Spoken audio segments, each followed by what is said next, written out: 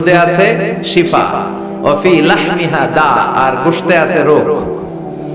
এখন অনেক ডাক্তারের সিরিয়াল দিতে গেলে ডাক্তার বলে লাল গোশত যারা খায় এরা যেন আমার সিরিয়াল না নেয়, কারণ আমি যতই ওষুধ দিব কোনো কাজ করবে না। Red meat is strictly prohibited for my patient. আমার রোগীর জন্য লাল মাংস খাওয়া নিষিদ্ধ। গরুর গোশতের ভেতরে আছে রোগ, কোলেস্টেরল বেশি। খেয়াল রাখবেন, যেই প্রাণীর পা বেশি ওই প্রাণীর গোশতের ভেতরে কোলেস্টেরল বেশি। মাছের পা আছে? কথা বলেন। মাছে কোনো কোলেস্টেরল নেই, সুবহানাল্লাহ পড়েন। মুরগির পা কয়টা? দুইটা, তার মানে কিছু আছে, তাই না? গরুর পা কয়টা? তার মানে কোলেস্টেরলের পরিমাণ বেশি না কম? এবার বলেন চিংড়ি মাছের পা কয়টা? কয় হুজুর হিসাব নাই। তাহলে কোলেস্টেরলেরও হিসাব নাই। এগুলো কম কম খেতে হবে, ঠিক কি না? তো এজন্য দুধ খেতে হবে বেশি। জান্নাতে যারা যাবে আল্লাহ তাআলা জান্নাতীদের জন্য 4টা শারাবান তাহুরা রাখবেন। ওয়াসাকাহুম রাব্বুহুম শারাবান মাসালুল জান্নাতিল্লাতী উইদাল মুত্তাকুনা ফিহা আনহারুম মিন মাইন গায়রি আসিন ওয়া আনহারুম মিন লাবানিন লাম ইয়াতাগায়্যার তা'মুহু وأنهار من خمر لذة للشاربين وأنهار من عسل مصفى سبحان الله। জান্নাতে যারা ঢুকবে জান্নাতের গলায় যেন, জান্নাতীদের গলায় যেন কোনো তৃষ্ণা না লাগে, এজন্য আল্লাহ তাআলা জান্নাতের ভেতরে 4 ধরনের শারাবান তাহুরার ঝর্ণা রাখবেন। কয় ধরনের? 1 নাম্বার হচ্ছে মিনারেল ওয়াটারের ঝর্ণা। মিনারেল ওয়াটার খান আপনারা? কোনটা খান? মাম খান, কেউ ফ্রেশ খায়, আর অ্যাকুয়াফিনা, আর কি খান? স্পা, আর কিনলে। এটা সবচেয়ে ভালো, এটার মধ্যে ঝামেলা কম, এটা টেস্ট করে জানা গিয়েছে। কিনলে খাবেন, কোকা কোলা কোম্পানি, এটা ভালো পানি। কিনলে সবচেয়ে purified water ever in Bangladesh. বাংলাদেশে পাওয়া পরীক্ষিত সবচাইতে বিশুদ্ধ পানি হচ্ছে কিনলে। তো একজনকে মার্কেটিং করে দিতেছে হুজুরে। ভালো জিনিসের প্রশংসা করতে হয়, ঠিক কি না? তো জান্নাতে যারা যাবে তাদের জন্য আল্লাহ তাআলা 4 ধরনের শারাবান তাহুরা রাখবে। সুবহানাল্লাহ কইবেন না? 1 নাম্বার মিনারেল ওয়াটার, মিনারেল ওয়াটারের ঝর্ণা, আপনি ওখান থেকে দেদারসে পান করবেন। নাম্বার 2 দুধের ঝর্ণা, দুধের ঝর্ণা, ফ্রেশ মিল্ক এর ঝর্ণা থাকবে। নাম্বার 3 মধুর ঝর্ণা, মধু খাবেন বেশি বেশি, মধুর মধ্যেও শিফা আছে। এই কোরআনে 2টা জিনিসের ক্ষেত্রে আল্লাহ উল্লেখ করেছেন শিফা। এক হচ্ছে কোরআন, কোরআনটা নিজেই শিফা, সুবহানাল্লাহ। আর হচ্ছে দুধ, আর হচ্ছে মধু, মধুর ভিতরে শিফা আছে না নাই? আচ্ছা। তো বিশুদ্ধ পানির ঝর্ণা, দুধের ঝর্ণা, মধুর ঝর্ণা, আরেকটা থাকবে মদের ঝর্ণা। সুবহানাল্লাহ বাড়িতে গিয়ে বলে, দুনিয়াতে মদ খাওয়া হারাম করছে কে? আর ওই আল্লাহ জান্নাতে আপনাদেরকে মদ খাওয়াবে। বোতলের মদও আছে, এটার নাম রাহিকুম মাখতুম, সিলড ওয়াইন। মিজাজুহা কাফুরা, কর্পূরের ফ্লেভার থাকবে। মিজাজুহু মিন তাসনিম, তাসনিমের ফ্লেভার থাকবে। মিজাজুহা জানজাবিলা, জিঞ্জার ফ্লেভার, আদার ফ্লেভার থাকবে। সুবহানাল্লাহ পড়েন। কিন্তু ওই মদ খেলে মুখে দুর্গন্ধ হবে না, মাথায় মাতলামি আসবে না। আল্লাহু আকবার। কারণ ওই মদটা জান্নাতের যে সুন্দর সুন্দর সুঘ্রাণওয়ালা গাছ আছে, ফুল আছে, ওই ফুলের নির্যাস থেকে আল্লাহ বানাবেন। সুবহানাল্লাহ পড়েন। এজন্য এই 4 ধরনের সুপেয় পানি আল্লাহ তাআলা জান্নাতীদের জন্য রাখবেন। এর চেয়ে দামি একটা পানি রাখবেন, ওইটার নাম হচ্ছে আল কাউসার। কি নাম?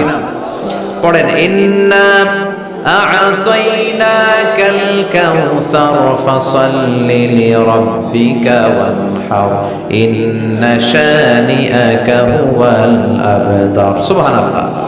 কাউসারের একটা ঝর্ণা থাকবে। এই কাউসারের পানি আহলা মিনাল আসাল, হাউজে কাউসারের পানি মধুর চেয়েও মিষ্টি। আবিয়াদু মিনাল লাবান, দুধের চেয়েও সাদা। আবরাদু মিনাস সালজ, বরফের চেয়েও ঠান্ডা। এক ঢোক যে খাবে চিরকালের জন্য তৃষ্ণা মিটে যাবে। এই সবগুলো যেন আল্লাহ আমরা পান করতে পারি। আরো জোরে পড়েন আমিন। জান্নাত এমন জায়গা যে জায়গায় শুধু শান্তি আর শান্তি। জান্নাতে অশান্তি আছে?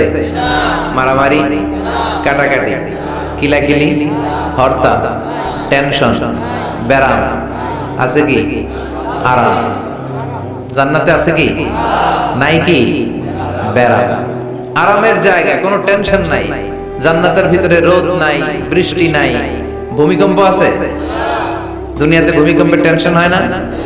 বন্যা আছে জান্নাতে? পুলিশের দৌড়ানি, র্যাবের দৌড়ানি আছে? বাড়ি ভাড়ার টেনশন, বিদ্যুৎ বিল, গ্যাসের বিল, ঘুমে ধরে না আমাদের, ঠিক কি না? জান্নাতে কোনো টেনশন না। জান্নাত হচ্ছে আরামের জায়গা। আপনারা যারা যাবেন জান্নাতে 60 হাত লম্বা হয়ে ঢুকবেন। আহলুল জান্নাতে জুরদা ওয়া মুরদা, জান্নাতীরা হবে পশমবিহীন। এই যে দুনিয়াতে দাড়ি রাখা ওয়াজিব বা সুন্নাতে মুআক্কাদা, কিন্তু জান্নাতীদের গালে কোনো দাড়ি থাকবে না, মোজ থাকবে না, গায়ে পশম থাকবে না। আবনাউ সালাসিন ওয়া সালাসিন, সব জান্নাতি পুরুষরা হবে 33 বছরের তাগড়া যুবক। আল্লাহ এখানে যেমনি আমরা একত্রিত হলাম, তোমার জান্নাতেও যেন আমরা একত্রিত হতে পারি, তুমি তৌফিক দাও। আর জোরে পড়েন আমিন। এতগুলো কথা কোত্থেকে এসেছে জানেন? জিজ্ঞেস করেছিলাম সবচেয়ে দামি সূরা কোনটা? একজন বলছে বাকারা। বাকারা মানে গাভী, গাভী থেকে দুধ, দুধ থেকে জান্নাত। সুবহানাল্লাহ পড়েন। কোরআনের কথা শেষ হতে চায় না, ইন্টার রিলেটেড, তাই না? একটার সাথে আরেকটা মিলে থাকে। খেয়াল রাখবেন, আল্লাহর কথা রাসূলের কথা কোনো ফাঁক ফোকর নাই, আছে? এজন্য এই দুইজনের কথাই আমরা মানব। বিদায় হজের ভাষণে বিশ্বনবী বলেছিলেন, লাকাদ তারাকতু ফীকুম আমরাইন লান তাদিল্লু মা তামাসসাকতুম বিহিমা কিতাবাল্লাহ ওয়া সুন্নাত রাসূলি। আমি তো চলে যাব, রেখে যাব দুটো জিনিস, যদি দুটো জিনিসকে মেনে চলো কখনো বিভ্রান্ত হবে না। একটা হচ্ছে আল্লাহর কিতাব, আর একটা হচ্ছে বিশ্বনবীর সুন্নাহ। এই দুইটা আমরা আঁকড়ে ধরবো। রাজি আছেন তো? পৃথিবী যেদিকে যাক আমি থাকবো দুইটা নিয়ে, ইনশাআল্লাহ। পড়েন। কোরআনের সবচেয়ে দামি সূরা কোনটা বলে? ফাতিহা। কিছু বলতেছে ফাতিহা, পিছনের বাইরে কি বলবেন? হ্যাঁ, ইয়াসিন। আর আচ্ছা এবার বলেন, আমি সহজ করে দিই, বলেন কোন সূরা না পড়লে নামাজ হয় না? এবার ক্লু পাইছে, এবার ক্লু পেয়েছে। এই সূরা ছাড়া নামাজ হয় না। আমি যদি পড়াই হবে না, এই মসজিদের ইমাম সাহেব পড়াইলে হবে না, কিন্তু বাইতুল মুকাররমের খতিব পড়াইলে আবার হবে। হবে না? শাইখ আব্দুর রহমান সুদাইস পড়ালে তো হবেই। খাইছে কত বড় মুফতি দেখছেন, ফতোয়া দিয়ে দিচ্ছে জি না, আসলেই হবে না।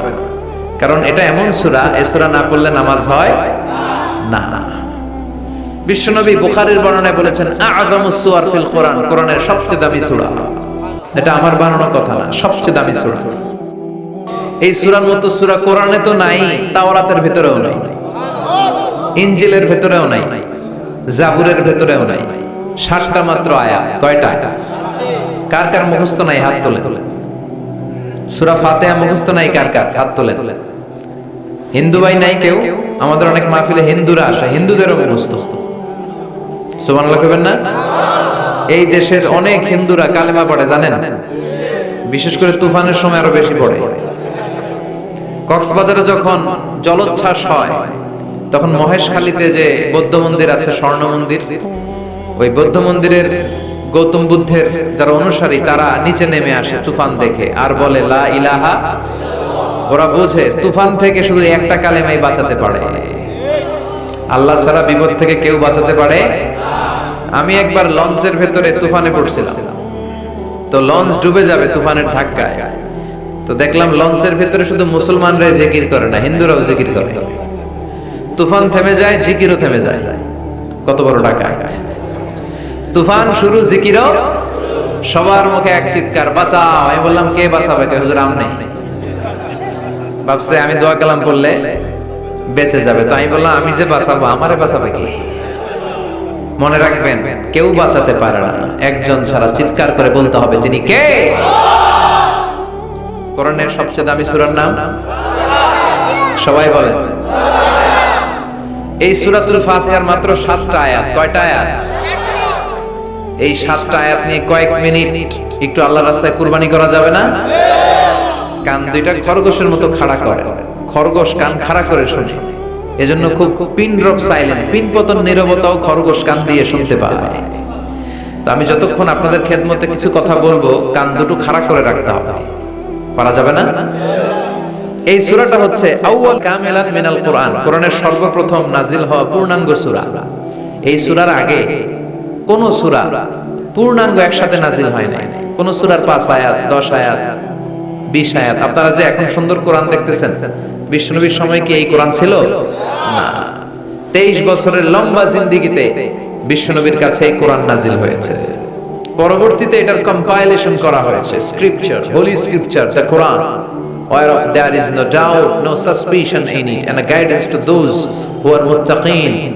এটা এমন বই যেটাতে আল্লাহ কোনো ভুল রাখে নাই, মুত্তাকিনদের জন্য এটা পথ নির্দেশিকা হিসেবে আল্লাহ পাঠিয়েছে। পড়েন সুবহানাল্লাহ।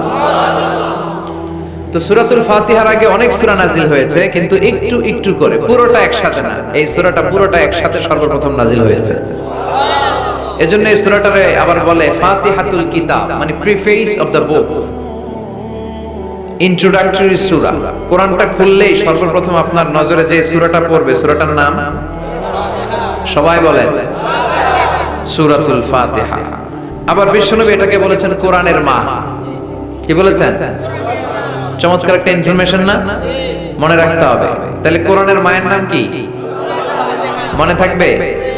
বলেন তো, সকল পৃথিবীর সব শহরের জনপদের মায়ের নাম কি? মক্কাতুল মুকাররমা। তেমনি কোরআন আল কারীমের মায়ের নাম হচ্ছে সূরাতুল আল ফাতিহা। এরপরে বিশ্বনবী বলেছেন এই সূরাটা হচ্ছে সূরাতুল ওয়াফিয়া, অখণ্ড সূরা। এই সূরাকে খণ্ড খণ্ড করে পড়া যায়। কেউ প্রথম রাকাতে সূরাতুল ফাতিহার অর্ধেক, দ্বিতীয় রাকাতে বাকি অর্ধেক যে পড়ছে হইছে। কিন্তু কেউ প্রথম রাকাতে সূরা আর রহমানের 10 আয়াত, পরের রাকাতে বাকি 10 আয়াত। কোনো সমস্যা আছে? সমস্যা নেই। তার মানে এই সূরার নাম সূরাতুল ওয়াফিয়া, অখণ্ড সূরা। মানে এই সূরাকে খণ্ড খণ্ড করে পড়া যায় না, পড়লে পুরোটাই পড়তে হয়। সুবহানাল্লাহ পড়ে। আবার এই সূরার আরেকটা নাম হচ্ছে সূরাতুদ দুআ, দোয়ার সূরা। কিসের সূরা? কেমন করে আল্লাহর কাছে প্রার্থনা করতে হয়, দোয়া করতে হয়, ফরিয়াদ করতে হয়, সে কথা এই সূরার ভিতরে আছে না নাই? কারণ এই সূরাতে আমরা প্রতিদিন একটা দোয়া করি, ইহদিনাস সিরাতাল, মানে কি? আল্লাহ আমাকে সরল সঠিক পথ দেখাও। আমাদেরকে পথ দেখায় কে? চিল্লায় বলেন। আমি যদি কোনদিন পথে ভুলে যাই, হাত ছানি দিয়ে কাছে নিও, মমতার বন্ধনে আমায় বেঁধে সব ভুল ক্ষমা করে দিও। আমি যদি কোনদিন পথে ভুলে যাই, হাত ছানি দিয়ে কাছে নিও, মমতার বন্ধনে আমায় বেঁধে সব ভুল ক্ষমা করে দিও। পড়ে না আমিন। আমরা যদি পথ ভুলে যাই, আমাদের পথ দেখায় কে? এজন্য এই সূরাটার নাম সূরাতুদ দুআ, প্রার্থনার সূরা। কেমন করে আল্লাহর কাছে প্রার্থনা করতে হয় এই সূরার ভিতরে আছে না নাই? এরপরে এই সূরার নাম হচ্ছে সূরাতুস সালাত, নামাজের সূরা। কিসের সূরা? সব সূরা ছাড়া নামাজ হয়, সূরাতুল ফাতিহা ছাড়া নামাজ হয়? বিশ্বনবী বললেন লা সালাতা লিমান লাম ইয়াকরা বিফাতিহাতিল কিতাব। যে সূরা ফাতিহা তার নামাজে পড়ে না, তার নামাজ আল্লাহর দরবারে কবুল হয় না। এরপরে বিশ্বনবী বলেছেন এই সূরার নাম সূরাতুশ শিফা। সূরাতুশ শিফা, শিফার সূরা, আরোগ্য লাভ করার সূরা। অসুস্থ ব্যক্তির গায়ে এই সূরা পড়ে ফু দিলে সুস্থ করবে কে? বিশ্বাস হয়? বিশ্বাস হইতে হবে, ঈমান থাকতে হবে। ঈমান যদি পাক্কা হয় তাইলে কাজ করবে, তা না হইলে কাজ করবে না। অনেকে বলে হুজুর আমি তো কত সূরা ফাতিহা পড়ে ফু দিলাম, কই আমার পেটে ব্যথা তো ভালো হয় না। যেটা কইছে তুই একটা ডাকাত, ঠিক কি না? ওর ঈমান নাই, ওর ঈমানে ঝামেলা। ফু দেওয়ার মধ্যে বেশ কম আছে না নাই? কিছু লোক আছে সারাদিন ফু দিলে মোমবাতি নিবে না, আর কিছু লোক আছে ফু দিলে পানিতে আগুন ধরে যায়, আছে না নাই? বিশ্বনবীর ফুতে বরকত বেশি না কম? সাহাবারা বলল ইয়া রাসূলুল্লাহ সাল্লাল্লাহু আলাইহি ওয়াসাল্লাম, আমাদের কুয়ার ভেতরে পানি নাই, পানির লেয়ার অনেক নিচে নেমে গিয়েছে, পানি উঠাতে পারি না গো নবী। আপনি দোয়া করে দেন। বিশ্বনবী এসে ওযু করলেন, ওযুর কিছু পানি মুখে নিয়ে কুলি করে ওই কুলির পানি কুয়াতে ছেড়ে দিলেন। ছেড়ে দেয়া মাত্রই পাম্প মেশিন দিয়ে পানি উঠালে যেমনি লাফিয়ে লাফিয়ে পানি ওঠে, মুহূর্তের মধ্যে নিচের লেয়ারের কুয়ার পানি লাফিয়ে লাফিয়ে উপরে উঠতে শুরু করেছে। আরেক সাহাবী বললেন, ইয়া রাসূলুল্লাহ, ইয়া হাবিবাল্লাহ, আমাদের কুয়ার পানি বড্ড লবণাক্ত, লবণাক্ত পানি আমরা পান করতে পারি না, আপনি এসে দোয়া করে দেন যাতে কুয়ার লবণাক্ত পানিটা মিঠা পানি হয়ে যায়। বিশ্বনবী সাহাবীর সাথে গেলেন, ওযু করলেন, কুলির পানি কুয়াতে ছাড়লেন। 1000 বছরের লবণাক্ত কুয়ার পানি মুহূর্তের মধ্যে মিঠা পানি বানিয়ে দিল কে? এই সুন্দর ফুল, সুন্দর ফল, মিঠা নদীর পানি, আল্লাহ তোমার মেহেরবানি। তুমি কতই দিলে রতন, ভাই বেরাদর পুত্র স্বজন, ক্ষুধা পেলে অন্ন যোগাও, মানি চাই না মানি, আল্লাহ তোমার মেহেরবানি। পড়েন, সুন্দর ফুল, মিঠা নদীর পানি, আল্লাহ তোমার মেহেরবানি। সুবহানাল্লাহ পড়েন। বিশ্বনবীর ফুতে বরকত আছে না নাই? কারণ ঈমানটা ছিল তাজা। তাজা ঈমান থাকলে সব সম্ভব। চিল্লা এখন ঠিক কিনা? যে ঈমান শিরকিয়াতের আমল করে ভীত না হয়, যে ঈমান ঈমানে ভুলে নাস্তিকতার মঞ্চে ওঠে, আছে না নাই? যে ঈমান পাক্কা ঈমানদার হতে চায়, আমরা পরিপূর্ণ মুমিন হতে চাই। যে ঈমান ছিল আবু বকরের অন্তরে, যে ঈমান ছিল ওমরে ফারুকের অন্তরে, আল্লাহ তুমি কবুল করো। তাহলে এই সূরা এমন সূরা যে সূরা পরে ফু দিলে অসুস্থরে সুস্থ করে দেয় কে? বিশ্বাস হয়? ঈমান আছে তো? গন্ডগোল নাই তো? ফু দিলে সুস্থ হয়ে যাবে। সূরাতুশ শিফা। নিজেই নিজেকে রুকিয়া করবেন, তাবিজ ঝুলাবেন না। তাবিজ ঝুলাতে বিশ্বনবী নিষেধ করেছেন। যে তাবিজ ঝুলায় আল্লাহ তাআলা ওই তাবিজের উপর তাকে ন্যস্ত করে দেয় আর বলে, আমার রহমত তোর থেকে তুলে নিলাম, দেখি তোরে কে বাঁচায়। এজন্য আজ থেকে তাবিজ যা আছে ছিঁড়ে ফেলবেন। তবে কিছু কিছু স্কলাররা বলেছে, ছোট বাচ্চা যারা নিজেরা এখন আয়াতুল কুরসি পড়ে, সূরা ফাতিহা পড়ে নিজেদেরকে ফু দিতে পারে, মা বাবা কতক্ষণ ফু দিবে? 2 বছরের বাচ্চা, 1 বছরের বাচ্চা, মা বাবা যখন ফু দেয় জিন পড়ি এসে ডিস্টার্ব করে। মা যখন রান্নাঘরে যায় ছোট বাচ্চাটারা এসে ডিস্টার্ব করে, আছে না নাই? তো এই ছোট বাচ্চা নিজে সূরা ফাতিহা পড়ে ফু দেওয়ার আগ পর্যন্ত, নিজে আয়াতুল কুরসি শিখে নিজেকে ঝাড়ফুঁক শিখার আগ পর্যন্ত ওই বাচ্চাদেরকে ফর দ্য সার্টেন পিরিয়ড, ক্ষণিক সময়ের জন্য তাবিজ দেয়া যাবে। অনেক মূর্খরা এগুলো বুঝতে চায় না। আমার এক আলোচনা নিয়ে অনেক জায়গায় তোলপাড় যে আজহারি সাহেব তাবিজের পক্ষে কথা বলেছে, ছোট বাচ্চাদের তাবিজের কথা বলেছে। কই পেয়েছে দলিল? ওরা পড়ে নাই। জান্নেওয়ালার উপরও জান্নেওয়ালা আছে, খেয়াল রাখতে হবে। আবু নওয়াসের কবিতা, ওয়া কুল্লি মান ইয়াদঈ ফিল ইলমি ফালসাফাতান হাবাসতা শাইআন ওয়া গাবাত আনকা আশিয়াউ। তোমার সামনে কেউ যদি দাঁড়িয়ে বলে আমি সব জানি, তুমি বৃদ্ধাঙ্গুলি দেখিয়ে বলো তুমি কিচ্ছু জানো না, তোমার জানার অনেক বাকি। জান্নেওয়ালার উপরও জান্নেওয়ালা আছে। এজন্য স্কলাররা ছোট বাচ্চা যারা নিজেরা রুকিয়া করতে পারে না, মা বাবা রুকিয়া করে ফু দিলে ভালো। মা বাবা চলে গেলে ভূত পেট নিয়ে এসে আসর করে, আছে না নাই? ওই বাচ্চার সিকিউরিটির জন্য কোরআনের আয়াত দিয়ে তাবিজ দেয়া যাবে। কিন্তু ওই বাচ্চা যখন নিজে সূরা ফাতিহা শিখে যাবে, নিজে যখন আয়াতুল কুরসি শিখে যাবে, তখন ওই তাবিজ ছিঁড়ে ফেলতে হবে। কথা বুঝতে পেরেছেন? আল্লাহ সহি সমঝ দান করো। তো তাবিজ যারা পড়েন ছিঁড়ে ফেলবেন আজকে। রাজি আছেন তো? ছিঁড়ে কি করবেন? সূরা ফাতিহা পড়বেন, পড়ে ঝাড়ফুঁক চলবে আজকে থেকে। ঝাড়ফুঁক করা সুন্নাহ। আর তাবিজ দেয়া হচ্ছে বিদআত, যেটা বিশ্বনবী শেখায় নাই, সাহাবারা শিখায় নাই, ওইটাতে আমরা যাব না। ঝাড়ফুঁক করবেন। আয়াতুল কুরসি পড়লে জিন ভূত আসতে পারে? কথা বলেন। সূরা ফাতিহা পড়লে আর অসুস্থতা থাকতে পারে? বিশ্বনবীর সাহাবারা একবার সফরে বের হলেন। সফরে বেরিয়ে হঠাৎ দেখলেন মরুভূমির মাঝখানে কিছু লোক জটলা পাকিয়ে রেখেছে, একটা লোক শুয়ে আছে। আবু সাঈদ আল খুদরি ছিলেন ওই সফরের লিডার। বললেন কি হয়েছে? তারা বলল আমাদের নেতাকে সাপে কামড় দিয়েছে, আরেক বর্ণনায় বিচ্ছু কামড় দিয়েছে, বিষের ব্যথায় আমাদের নেতা মারা যাবে।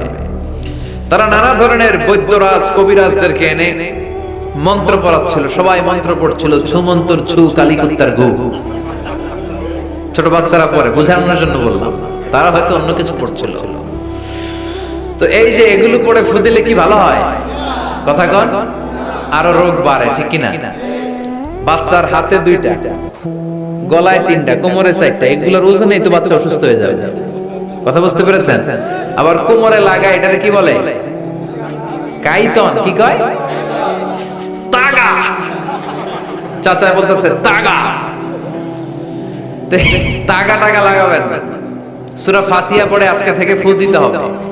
আমার মাইকের আওয়াজ নিশ্চয়ই শহরের অনেক দূর যাচ্ছে, মায়েরা বোনেরা শুনে রাখবেন। অসুস্থ আপনি সূরা ফাতিহা পড়ে ফু দেন। বিশ্বনবী রাতের বেলায় বিছানায় যাওয়ার আগে সকাল সন্ধ্যা 3 কুল পড়ে হাতে ফু দিতেন, এরকম 2 হাতটা একসাথে করে এখানে ফু দিয়ে মাথা থেকে শুরু করে মেসেজ করতেন পা পর্যন্ত, দেহের যতটুকু জায়গায় যায়। সূরাতুল ইখলাস, সূরাতুল ফালাক, সূরাতুন নাস, এই 3টা সূরাকে একসাথে বলে কুল আস-সালাসা, মানে 3 কুল। কি বলে? এই 3 কুল পড়েন, যায় লিটন দেওয়ানের কাছে। কই যায়? লিটন দেওয়ান কিছু করতে পারে? লিটন দেওয়ান নাকি ভবিষ্যৎ বলে দিতে পারে। তো যমুনা ফিউচার পার্কে না বসুন্ধরাতে মনে হয় ওর চেম্বার, ওখানে আগুন লাগলো বসুন্ধরায়। তো র্যাবের প্রধান যে ওর কয়েকবার গ্রেফতার করছে, তো একবার গ্রেফতার করে বলে কি রে, তুই সারা বাংলাদেশের 17 কোটি মানুষের ভাগ্য বলে দিস, তোর চেম্বার যে শপিং মলে, এই শপিং মলে আগুন লাগবে, আগে গলি না কেন? তারপর হাতের রেখাতে অনেকে ভাগ্য বলতে চায়, এটা ভুয়া কথা। এই হাতের রেখায় কোনো ভাগ্য থাকে না। আপনারা শুনলেই কিছু মানবেন না, আপনারা কোরআন হাদিস দিয়ে যাচাই করবেন, দলিল খুঁজবেন। কি খুঁজবেন? দলিল। 1.5 কাঠার একটা জায়গা কুমিল্লা শহরে কিনবে, এটার দলিলটা ঠিক আছে কিনা দেখার জন্য পাগল হয়ে যায়। নিজে বুঝে না, আরেকজনের কাছে যায় যে পাক্কা বুঝে, দেখেন দলিলটা ঠিক আছে কিনা। তো 1.5 কাঠা জায়গার দলিল ঠিক আছে কিনা পাগল হয়ে গেল। যেই জান্নাতের দাম গোটা দুনিয়াটারে 10,000 বার বিক্রি করলেও জান্নাতের একটা চেয়ারের দাম হবে না, ঠিক কিনা? তো ওই জান্নাত আপনি পাবেন যেই আমল করে, ওই আমলের দলিল লাগবে না? কথা বলেন। তবে বিনয়ের সাথে, কারো কাছে যখন দলিল চাবেন বিনয়ের সাথে আগে বুঝে নেবেন কার সাথে কথা বলতেছেন। You have to know who you are talking with, you don't know who you are dealing with. অনেকে জানে না কার সাথে কেমন করে কথা বলতে হয়। এজন্য আমি বলি যে জাননেওয়ালার উপরও জাননেওয়ালা আছে, তোমার অনেক পড়তে হবে, অনেক জানতে হবে, তাহলে তুমি সব বুঝবা, ঠিক কি না? তো আমরা ঝাড়ফুঁক করব। আবু সাঈদ খুদরি বলল, এই ছুমন্তর সু কালিকুত্তার গু, এটাতে কিছু হবে না। আমার কাছে এমন জিনিস আছে, এটা দিয়ে ফু দিলে ভালো করে দেয় কে? সবাই বলল তাহলে আমাদের নেতাকে ভালো করো। আবু সাঈদ খুদরি বলল তাহলে আমারে ছাগল দিতে হবে, 1 পাল ছাগল। ওরা রাজি হলো, সবাইকে সরিয়ে উনি বসলেন। এই জীবনে প্রথম উনি রুকিয়া করেছেন। সূরা ফাতিহা পড়ে একবার ফু দিলেন, চোখ বন্ধ ছিল, সর্দারের চোখ খুলে ফেলেছে। আবার ফু দিলেন, এবার বসে গেছে, আবার ফু, হাঁটতে শুরু করছে, পুরা সুস্থ। সুবহানাল্লাহ পড়ে। 1 পাল ছাগল পেলেন, প্রতিমধ্যে একটা ছাগল জবাই করেও খেলেন। এরপর বিশ্বনবীর কাছে এসে মাসালাটা রিচেক করে নিলেন, ক্রস চেক, ডাবল চেক। আপনারা এখন ইউটিউবের সময় না, যে কোনো জিনিস সার্চ দিলেই সব পাওয়া যায়, আপনি জানতে পারবেন। তো একটা বিষয়ের উপর অনেকগুলো আলেমের বক্তব্য শুনবেন, ফলে ওভারঅল একটা ধারণা আপনি পেয়ে যাবেন। বুঝতে পেরেছেন? বিতরের সালাত কয় রাকাত, অনেক মন্তব্য আছে, অনেক মতামত আছে। আপনি 5 জন স্কলারের কথা শুনেন, মোটামুটি একটা আন্দাজ পেয়ে যাবেন যে এটাই হয়তো হকের কাছাকাছি। গোড়ামি করা যাবে, ইসলামে গোড়ামি নাই। ইসলামের সৌন্দর্য হচ্ছে আত-তাইসির, simplicity is the beauty of Islam. সহজীকরণ হচ্ছে ইসলামের সৌন্দর্য। বিশ্বনবীকে যে কোনো অপশন দিলে সবচেয়ে সহজ অপশনটা নিতেন। সুবহানাল্লাহ পড়ে। বিশ্বনবীর কাছে এসে বললেন, ইয়া রাসূলুল্লাহ, সূরা ফাতিহা দিয়ে ঝাড়ফুঁক করে এক বর্ণনায় 100টা, আরেক বর্ণনায় 30টা ছাগল আমরা পেয়েছি। প্রতিমধ্যে একটা ছাগল জবাই করে আমরা খেয়েছি। এই যে কোরআন দিয়ে ফু দিয়ে আমরা ছাগল আনলাম, খাইলাম, এই ছাগল নেয়াটা জায়েজ হয়েছে কিনা বলে। মাসালা ক্রস চেক করতে আসছে, ডাবল চেক, দেখে বিশ্বনবী কি বলে। বিশ্বনবী বলেন জায়েজ হয়েছে মানে কোরআনের দাম বাড়ায় দিয়ে আসছিস বেটা। আল্লাহু আকবার।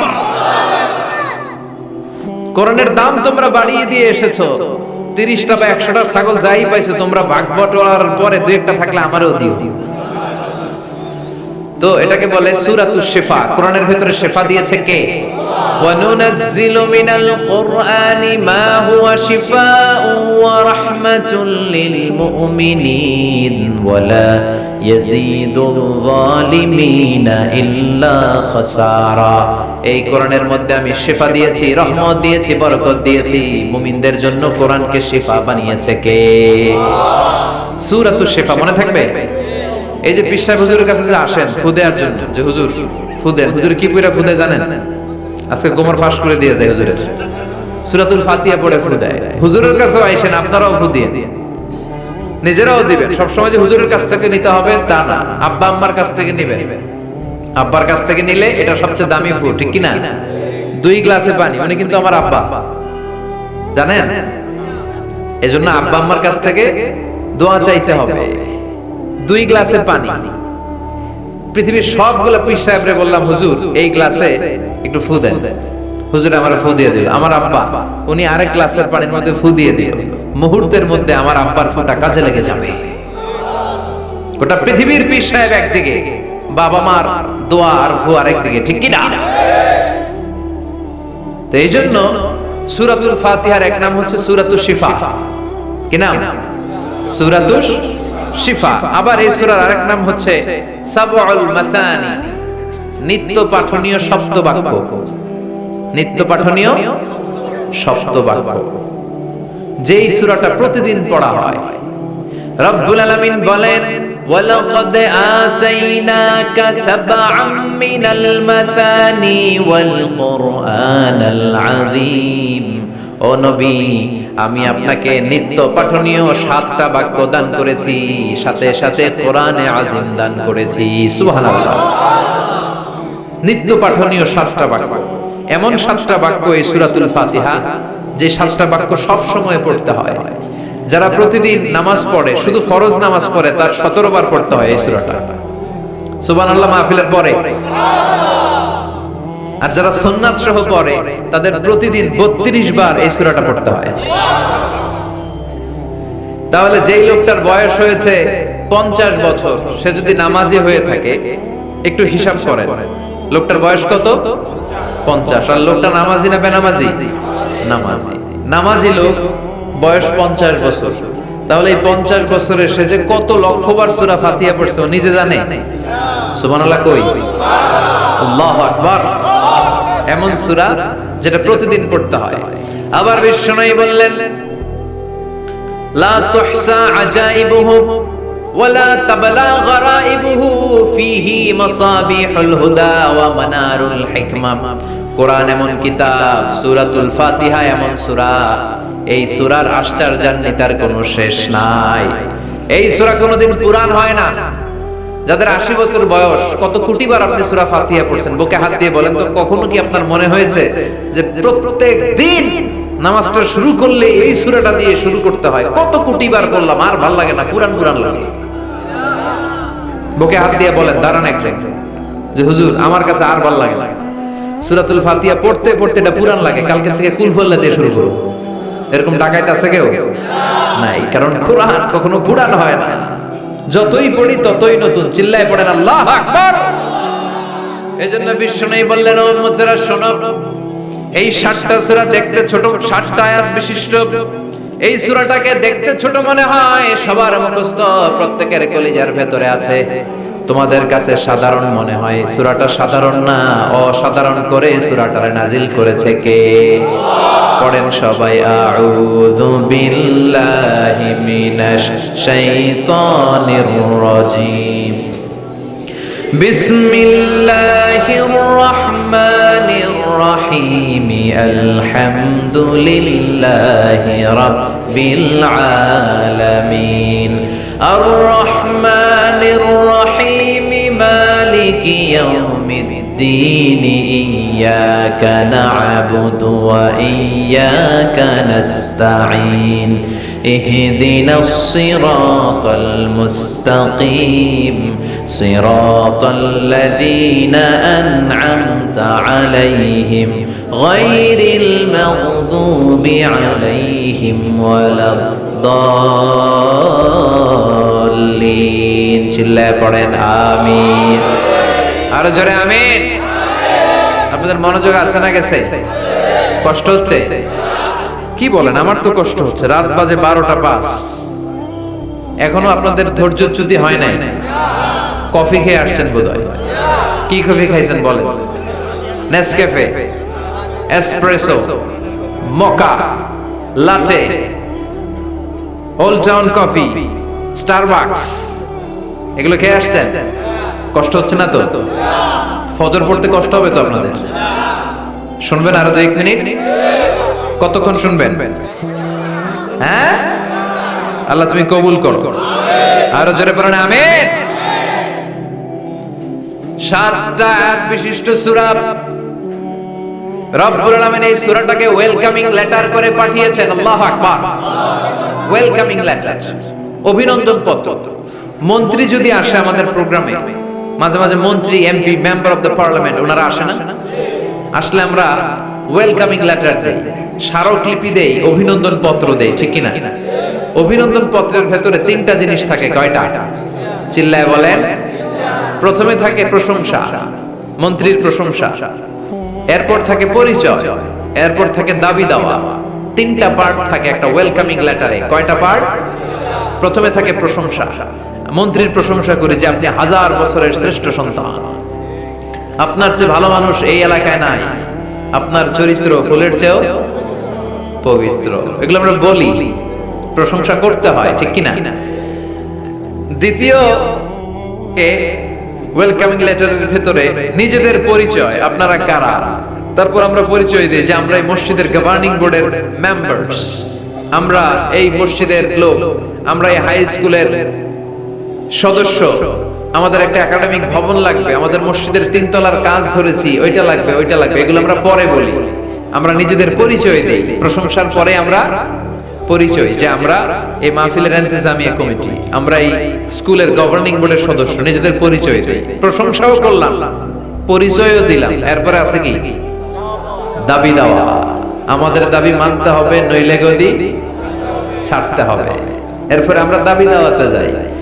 তো সূরাতুল ফাতিহাটাকে আল্লাহ তাআলা এরকম একটা ওয়েলকামিং লেটারের মতো করে পাঠালেন। আল্লাহ বুঝাতে চাইলেন প্রতিদিন পড়বি তো, এজন্য 3 ভাগ করে দিলাম। সুবহানাল্লাহ। প্রথম 3টি আয়াতে আমি রব্বুল আলামিনের প্রশংসা তোরা করবি। চতুর্থ আয়াতে তোরা তোদের নিজেদের পরিচয় আমার কাছে পেশ করবি।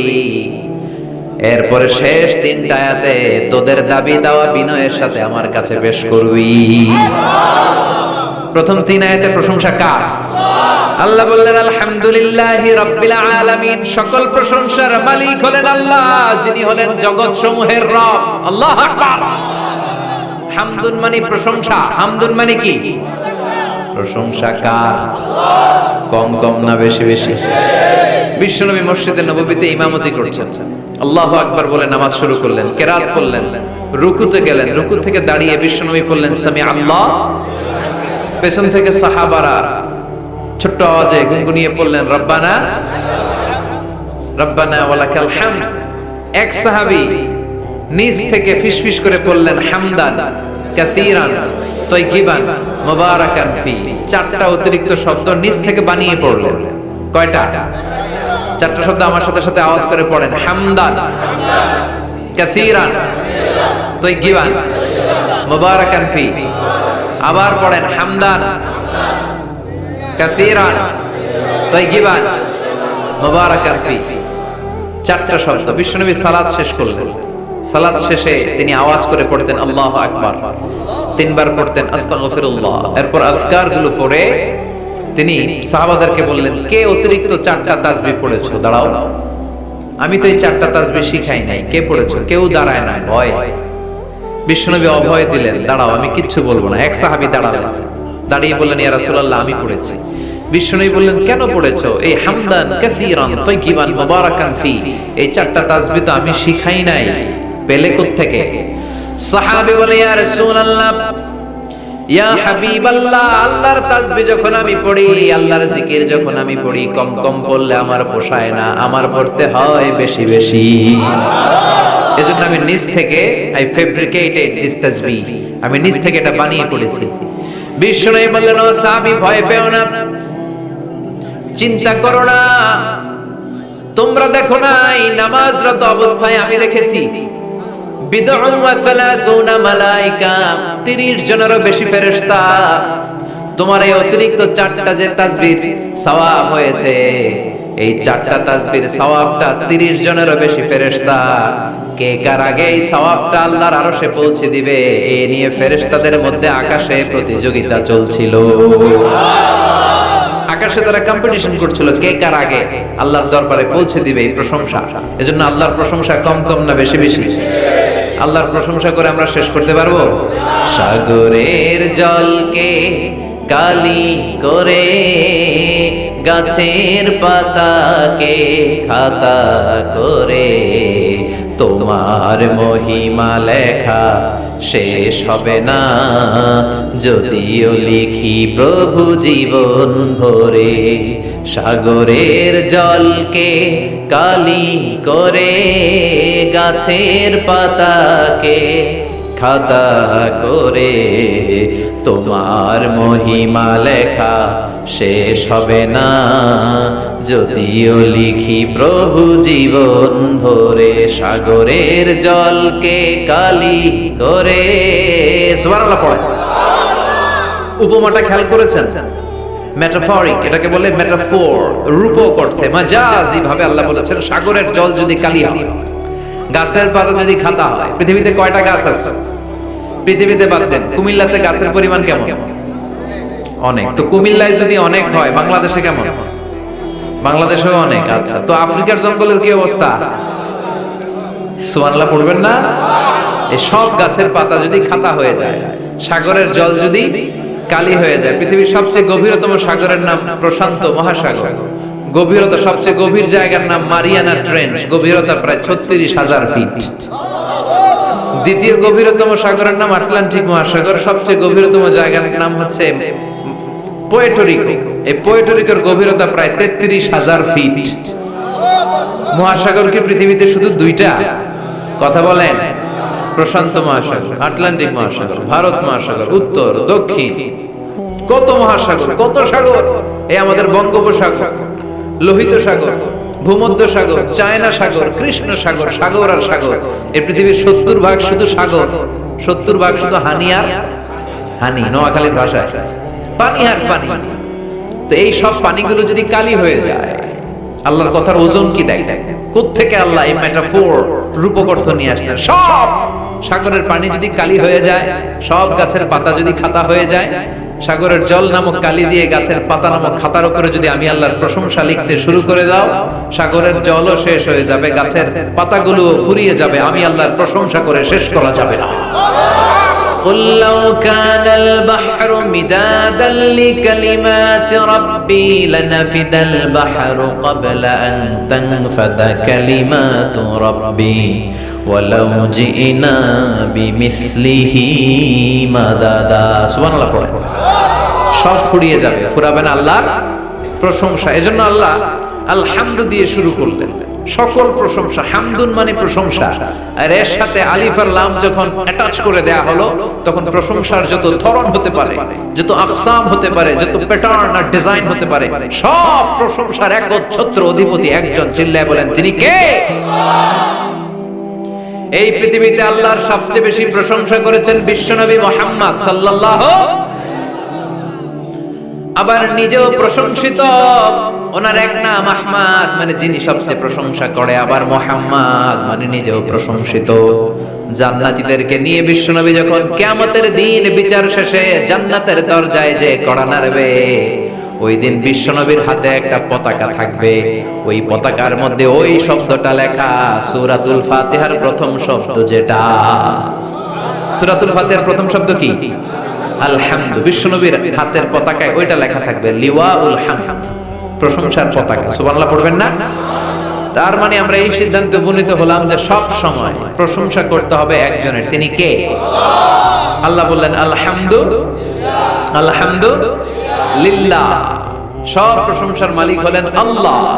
কি সুন্দর নাম তার, কি মজার নাম, আলিফ লাম লাম হা। আলিফ লাম, সবাই বলেন আলিফ লাম লাম হা, আওয়াজ করে আলিফ লাম লাম হা। এটা কার নাম? আল্লাহর নামটা জপতে কেমন লাগে?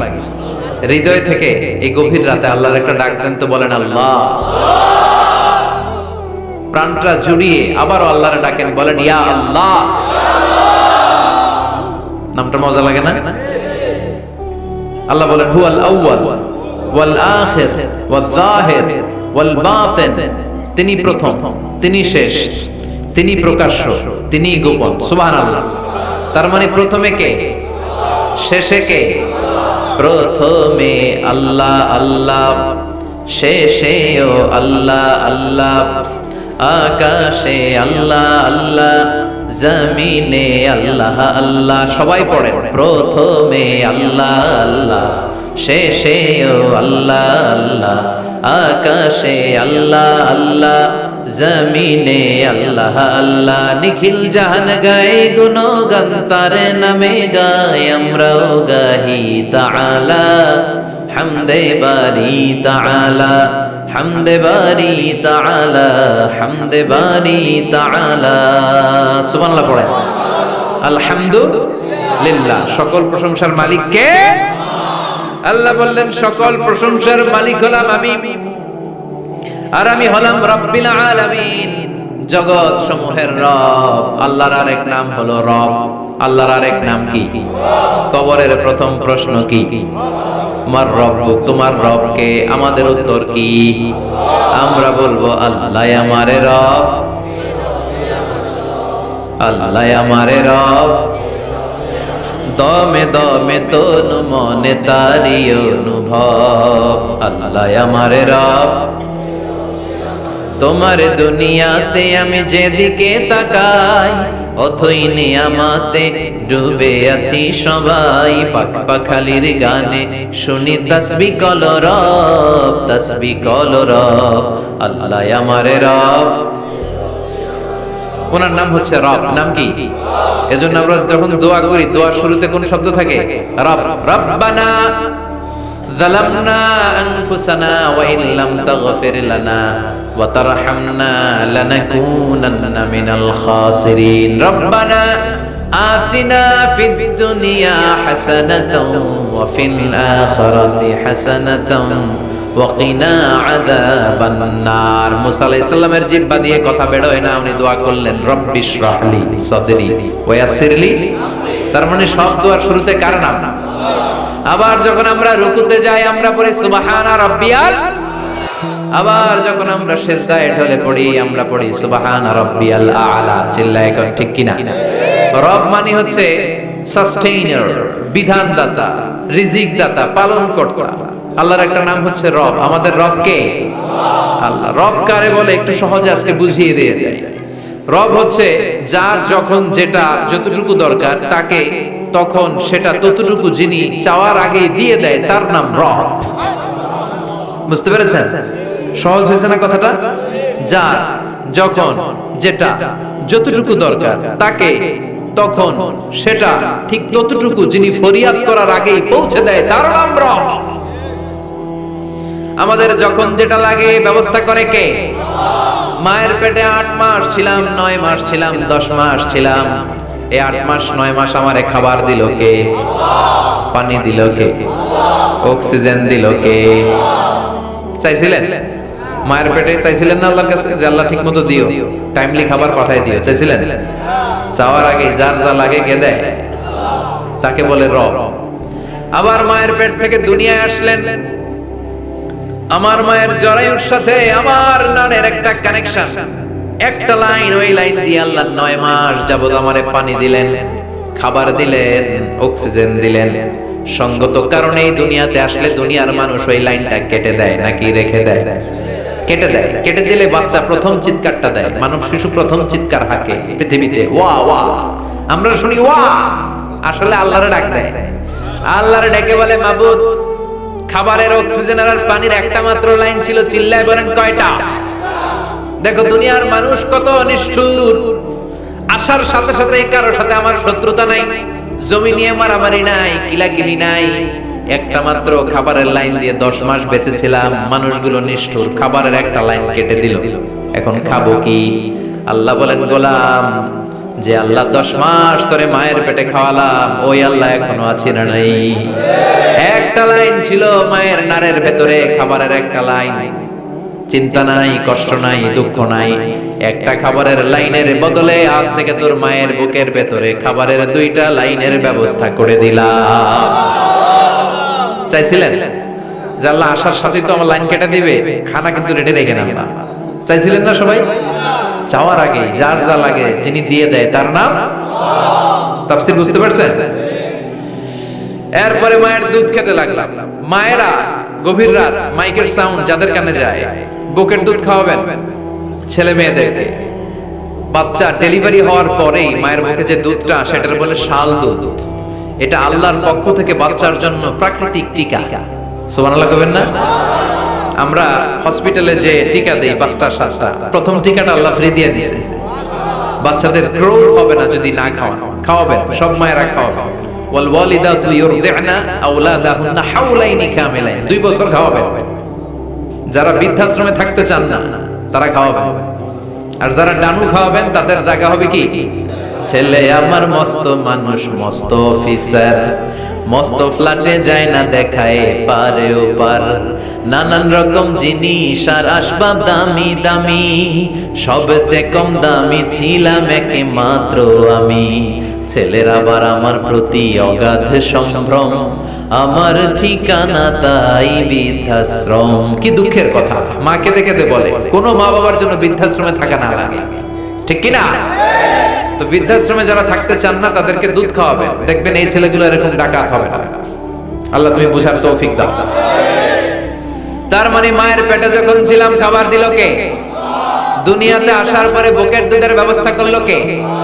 আচ্ছা, মায়ের বুকের দুধ যখন আমরা খেতাম আমাদের দাঁত ছিল না। তার মানে দাঁত দরকার নাই, দেয়ও নাই। বয়স আমার 1 বছর 2 বছর যখন হইতে শুরু করলো, একটু বড় হয়েছে, এখন তো শুধু দুধে চলবে না, এখন মাছ খাইতে হবে, গোশ খাইতে হবে, কুরবানির হাড্ডি চাবাইতে হবে, কথা কন। তো এখন আমার দাঁতের দরকার আছে না নাই? দাঁত যখন দরকার ছিল না দেয় নাই, যখনই দরকার তখনই দিছে কে?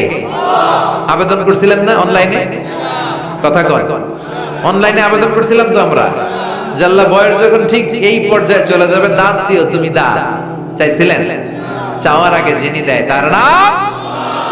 দেখেন বাংলাদেশে ভাল্লুক, উল্লুক, বাঘ যেগুলো আছে এগুলোর গায়ের পশমগুলো পাতলা। এই বাঘই যেগুলো স্ক্যান্ডিনেভিয়ান কান্ট্রিগুলোতে, সাইবেরিয়াতে আছে, ডেনমার্কে আছে, সাইবেরিয়াতে, তারপর নরওয়েতে, অসলোতে যেই বাঘ ভাল্লুকগুলো আছে ওদের চামড়া ইয়া মোটা, মনে হয় যেন প্রাকৃতিক কম্বল দিয়ে আল্লাহ এই সিংহটারে তৈরি করেছে। উট শুধু আরব দেশেই নাই, আরব দেশের উটের চামড়া বড় পাতলা, কিন্তু নরওয়ে আর স্ক্যান্ডিনেভিয়ান ওই বরফের এলাকাতে উট হয়, ওই উটের গায়ের মধ্যে ইয়া লম্বা লম্বা পশম। তার মানে ওখানে প্রচন্ড ঠান্ডা, ওখানে সার্ভাইভ করতে গেলে, বাঁচতে হলে গায়ের মধ্যে মোটা কম্বল লাগবে। চাওয়ার আগেই ওই প্রাণীগুলোরে কম্বল দিয়ে পাঠিয়েছে কে? আবার এই দেশের প্রাণীগুলোর চামড়া যদি মোটা হতো, উলের পশম থাকতো আর কম্বলের মতো সেটিং করা থাকতো, এই দেশের বাঘ ভাল্লুকগুলার কষ্ট হতো। তাই এই দেশের বাঘ ভাল্লুক আর উটের চামড়া পাতলা করেছে কে?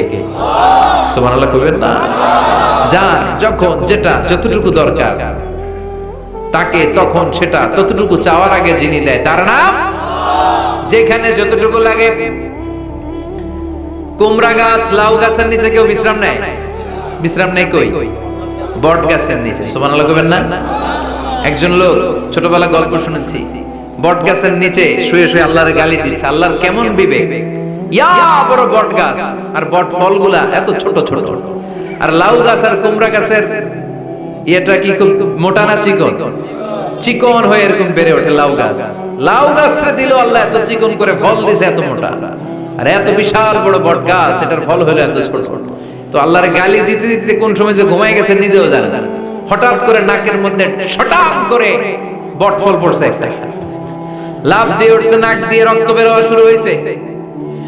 রক্ত মুছতে মুছতে মনে মনে ভাবে, আসলেই তো আমি বড় একটা উল্লুকা পাঠা। আজকে এই বট গাছের মধ্যে যদি লাউয়ের মতো ফল দিত, কুমড়ার মতো ফল দিত, আমার নাকের উপরে ওই লাউ আর কুমড়া পড়লে আমি থাকতাম না, আমি বিদায় হয়ে যেতাম, মক্কা পেয়ে যেতাম, ঠিক কিনা?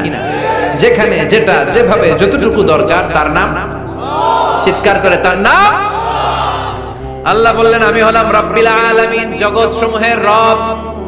আলাম মানে একটা জগৎ, আলামিন মানে অনেক জগৎ, মাল্টি ডাইমেনশনাল ইউনিভার্স।